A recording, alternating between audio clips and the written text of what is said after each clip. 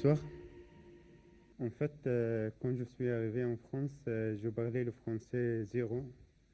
Et aujourd'hui, je pense que je parle le français 0.1. Si je parle quelque chose de pas très clair, vous pouvez me dire. Merci beaucoup pour cette invitation à parler de mon expérience en Syrie.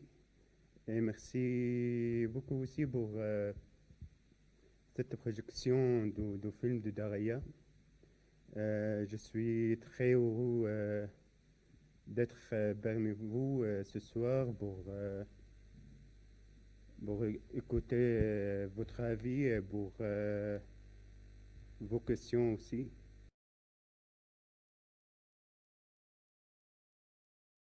C'est le résultat d'une longue aventure, j'aurais tendance à dire. Tout a débuté à la fin de l'été 2015, quand j'ai eu connaissance par le plus grand des hasards de cette bibliothèque sereine dans la ville de Daraya. À ce moment-là, ça faisait déjà plusieurs années que je couvrais les printemps arabes, les révolutions du printemps arabe qui avaient commencé en 2011.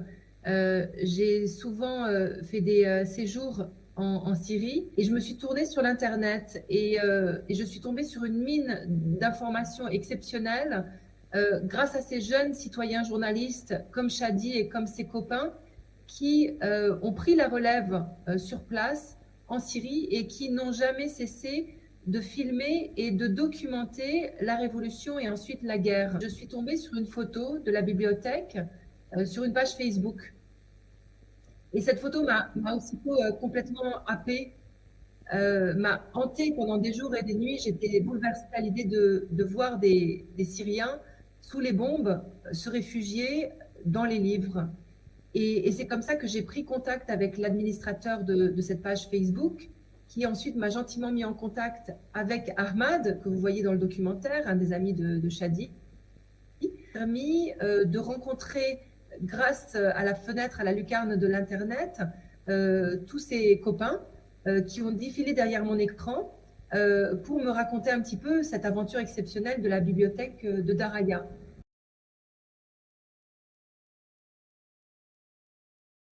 Shadi avait rapporté des quantités d'heures et d'images exceptionnelles du siège, de la révolution, de la guerre, de ses copains.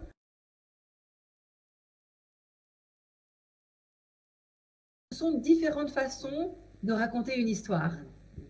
Les mots tissent une histoire différemment.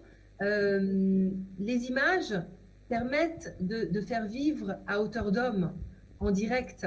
Et c'est vrai que j'en ai également pris conscience, parce qu'à force de les connaître aussi, j'ai pris plus conscience de la force de cette amitié une fois que je les ai rencontrés en vrai.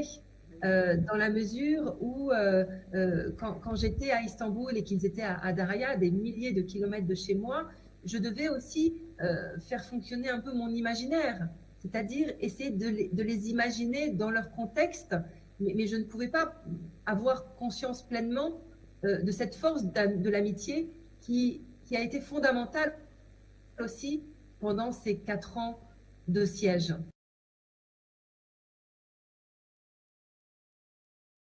La bibliothèque pendant le siège, c'était un lieu à l'extérieur des sièges. C'était un lieu où on ne trouve pas la guerre. Sur le terme, c'était vraiment un lieu extraordinaire parce que on a pu là-bas, comment dire, changer la vie.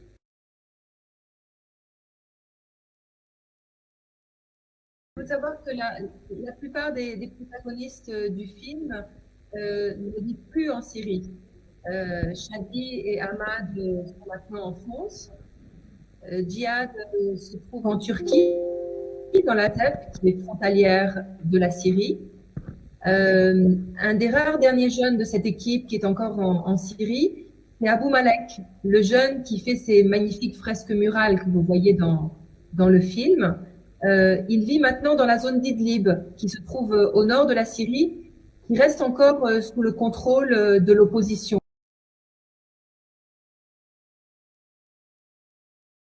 Ça, c'était un choix délibéré de réalisation pour faire ce documentaire.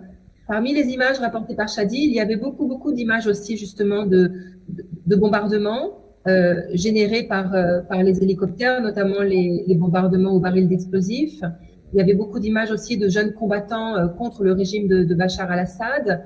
Mais c'était un parti pris. Beaucoup d'autres documentaires qui ont raconté la guerre, qui ont raconté la violence.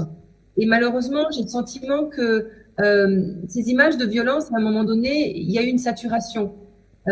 C'était trop difficile à voir, ce que je comprends aussi des images qu'on a pu suivre pendant des années au journal télévisé. Et donc, pour pouvoir continuer à sensibiliser l'opinion publique sur la situation en Syrie, il fallait raconter la Syrie autrement.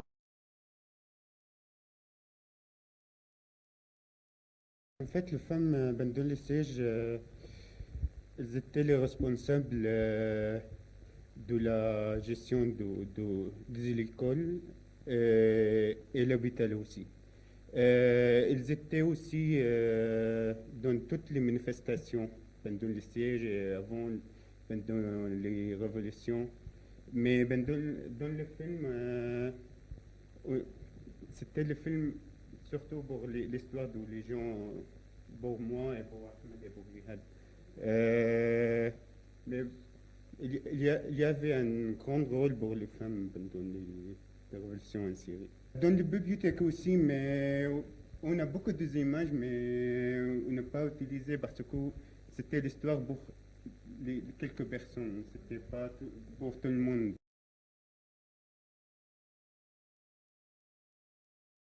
L'idée, c'était juste filmer la vie quotidienne. Euh, c'est juste pour documenter les périodes pendant les sièges. Euh, En fait, quand j'ai commencé à filmer pendant les révolutions en Syrie, je pensais que les communautés internationales voulaient savoir ce qui se passe en Syrie pour mettre fin euh, à la régime de Bachar el-Assad. En voyant les images des crimes de Bachar el-Assad. Mais malheureusement, les communautés internationales n'est pas intervenues. Euh, C'était l'idée juste pour filmer la vie quotidienne, pour les, les générations futures regarder qu'est-ce qui s'est passé en Syrie.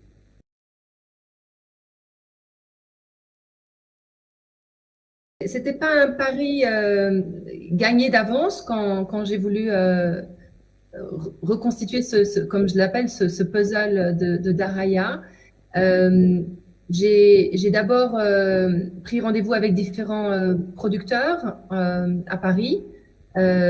Certains m'envoyaient AD en m'annonçant que ce film n'allait pas être suffisamment sexy, entre guillemets, parce qu'il n'y avait pas de femmes dedans et que c'était difficile de vendre un documentaire avec que des jeunes barbus, entre guillemets. Certains trouvaient que le propos autour d'une résistance à travers une bibliothèque était un peu trop élitiste. Mais finalement, j'ai réussi à convaincre la chaîne La 5 de s'intéresser à ce projet. Et c'est comme ça que le producteur a décidé de soutenir le montage du film.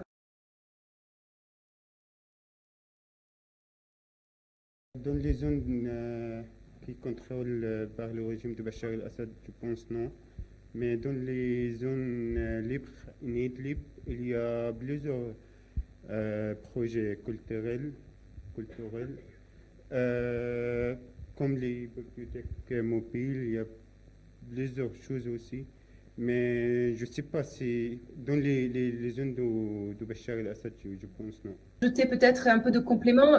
En effet, je suis toujours en contact avec des activistes, notamment dans la zone d'Idlib. Il y a plein d'initiatives culturelles, des projets de radio locale, de bibliothèques mobiles, d'écoles également, à travers des petits camions qui circulent comme ça de village en village.